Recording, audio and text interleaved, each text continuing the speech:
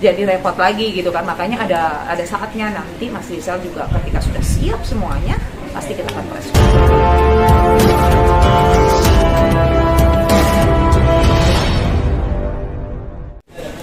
Awalnya dari sebenarnya itu cekcoknya dari sebelum berumah tangga ya. Jadi itu tuh konfliknya dari antar keluarga dulu, namanya mau menikah itu kan sudah pasti akan berkonflik antara kedua belah pihak gitu kan.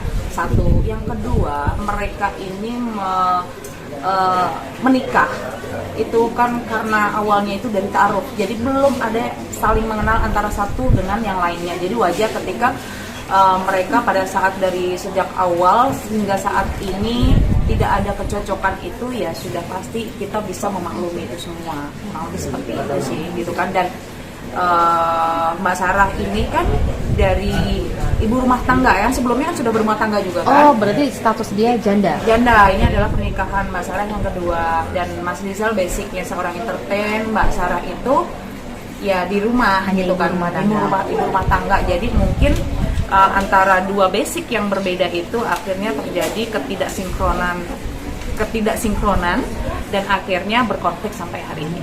Pada saat itu Bang Rizal sendiri tahu nggak sih statusnya Mbak Sarah ini adalah seorang janda atau yang sudah pernah menikah? Maaf, dia punya anak atau bagaimana? Yang Bang Faris tahu? Kalau setahu saya yang disampaikan oleh Mas Rizal tahu Tapi tidak disampaikan. Mbak Sarah cuma memang dikip sama Mas Rizal. Jadi karena memang niatnya adalah baik ya, masing-masing pihak semuanya niatnya baik, menjalankan ta'aruf dan mencoba mencari mencoba berumah tangga, akan tetapi ya mungkin karena dari dua sisi yang berbeda yang disebutkan oleh Mbak Mila, Mas Rizal sebagai seorang entertain, Mbak Sarah yang awalnya adalah sebagai ibu rumah tangga, sehingga mungkin masing-masing kaget ya kan, dengan dunia masing-masing kaget. Jadi timbullah cekcok seperti itu. Kita saja yang mungkin sudah pacaran lama, ketika berumah tangga pasti akan kaget juga gitu kan, berbeda gitu. Nah, apalagi yang hanya kenal tiga kali pertemuan langsung menikah. Kalau berarti maaf, status janda beranak atau tidak? Belum memiliki anak. Belum memiliki. Tadi kan Mbak Mila bilang sebelum hari hak pernikahan aja mereka sudah cekcok. Iya. Dan aku juga sempat dapat kabar dari sahabatnya Bang Rizal sendiri, malah Bang Rizal juga ingin membatalkan pernikahan itu. Benar nggak sih? Iya, karena kebetulan saya juga sebagai panitia dan juga sponsor di acara pernikahannya Mas Rizal. Jadi saya sangat tahu persis kejadiannya seperti apa. Ya itu lagi gitu kan, lagi-lagi miskomunikasi antara kedua belah pihak. Jadi ya akhirnya terbawa sampai sekarang. Mbak Sarah sendiri kan menyampaikan kepada media gitu kan, bahwa awalnya konflik ini antara keluarga ke keluarga. Gitu. Ya, salah satunya kenapa akhirnya dia sempat ada niatan untuk menggagalkan pernikahan, tidak jadi menikah, itu alasannya juga karena jadi gini, kita bicara pernikahan yang di Jakarta aja ya. Jadi pernikahan di Jakarta itu tuh memang benar-benar semuanya itu 100% ya, semuanya itu dari pihaknya Rizal gitu kan. Nah, Mas Rizal pun ini kan disponsorin oleh beberapa vendor gitu kan. Jadi kayak merasa kok ini untuk pernikahan bersama tapi kok yang capek aku sendiri sih gitu kan.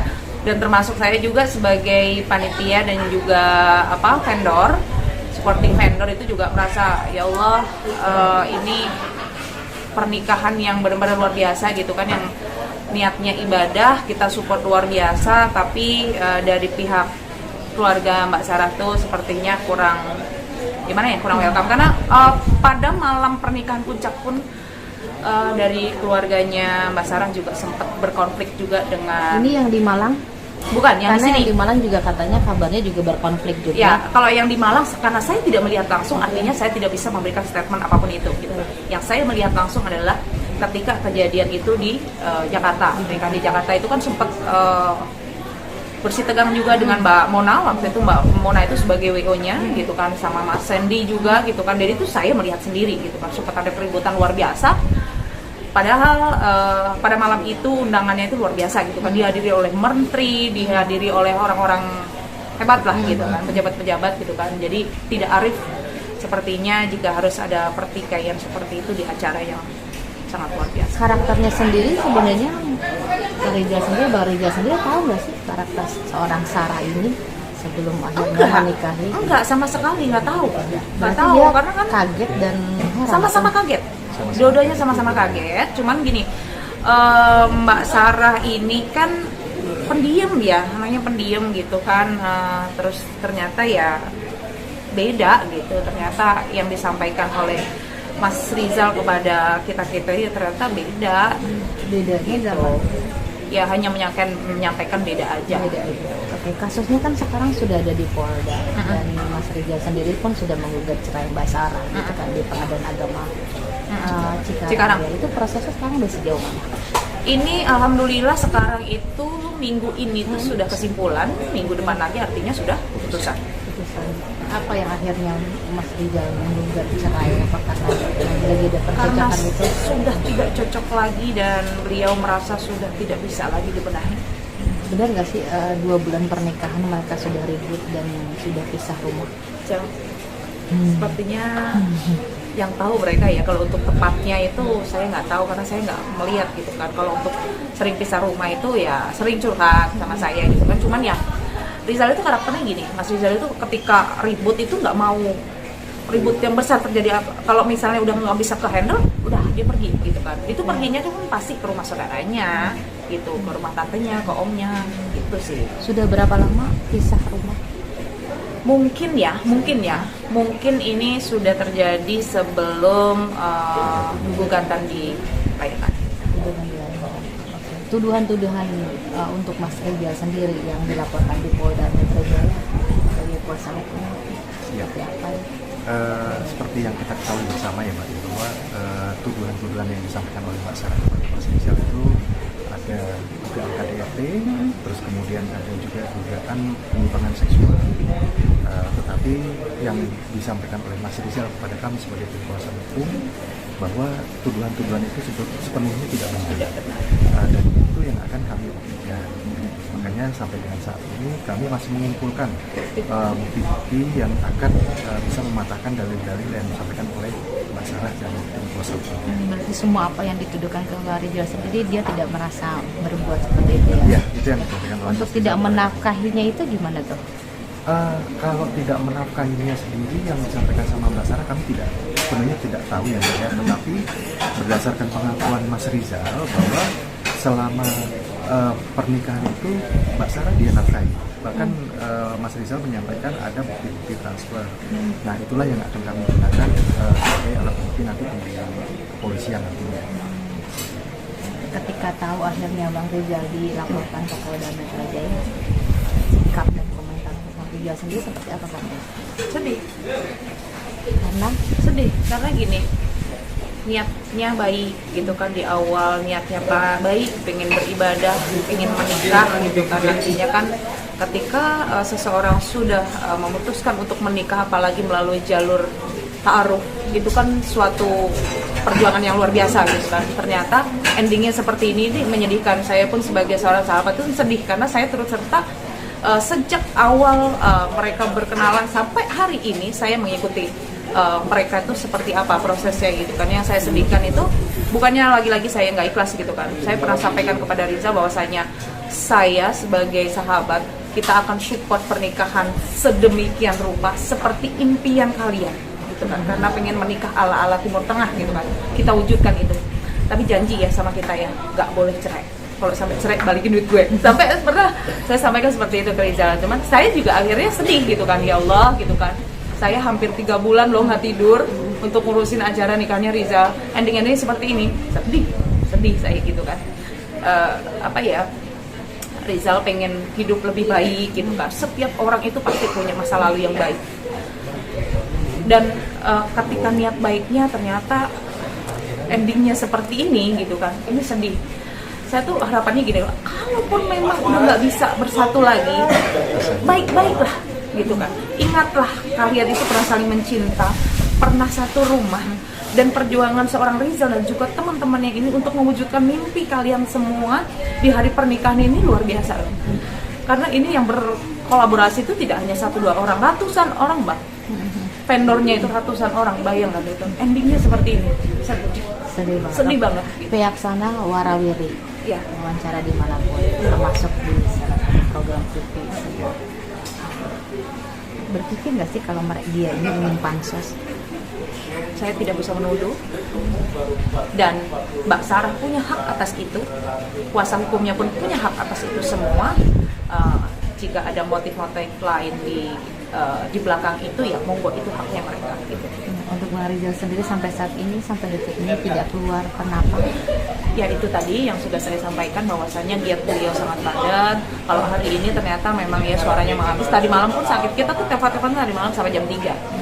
Itu memang sakit karena kemarin juga full event. Terus beliau juga ngajar online kan, ngajar S2 gitu kan. Terus ada beberapa kegiatan juga, ini lagi persiapan juga mau bikin film juga gitu kan. Jadi benar-benar fokusnya Mas Rizal ini sampai bingung nih sekarang nih, sampai ngomong ke saya, Mila, saya mau pilih yang mana nih gitu kan, ke saya dulu atau pekerjaan dulu, karena itu kan sudah semuanya sign kontrak, ya harus didahulukan pekerjaan dulu, nanti malah jadi repot lagi gitu kan. Makanya ada saatnya nanti Mas Rizal juga ketika sudah siap semuanya, pasti kita akan respon. Benar nggak sih Bang, atas tuduhannya itu akhirnya pekerjaan dia ke bawah-bawah keseret, apalagi dia seorang dosen kan ya, maaf tuduhan penyimpangan seks itu kan kayaknya keji banget ya. Nah jadi dosen kan sebagai panutan buat anak-anak mahasiswa sempat curhat seperti itu kan, ada setiap hari curhat itu memang berefek. Mas Rizal menyampaikan sangat menyayangkan apa yang telah dilakukan oleh Mbak Sarah, karena itu sangat berdampak kepada pekerjaan beliau sebagai dosen. Makanya kami juga sebagai tim kuasa hukum menyarankan kepada Mas Rizal untuk cooling down dulu, jangan memberikan statement apa-apa, supaya untuk menghindari supaya keadaan jangan sampai beruncing. Gitu, Mbak. Nah, jadi biarkan dari pihak Mbak Sarah mengeluarkan unek-uneknya, karena itu memang haknya beliau. Apa yang dirasakan oleh beliau itu kita sangat hormati.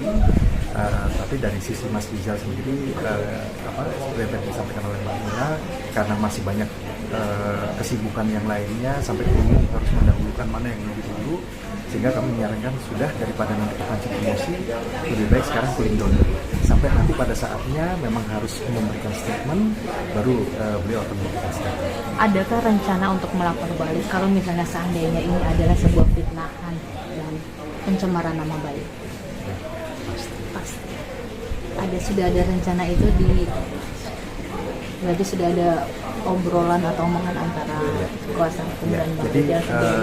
Dapat saya tambahkan, ketika nanti tuduhan yang disampaikan oleh masyarakat kepada Mas Rizal tidak terbukti, itu adalah hak Mas Rizal untuk melakukan tuntutan balik.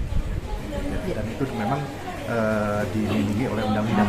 Jadi memang Mas Rizal ketika tuduhan yang disampaikan masyarakat itu tidak terbukti, bisa melaporkan balik ya. Nah, oke, proses di Polda kan juga sudah mulai berjalan ya.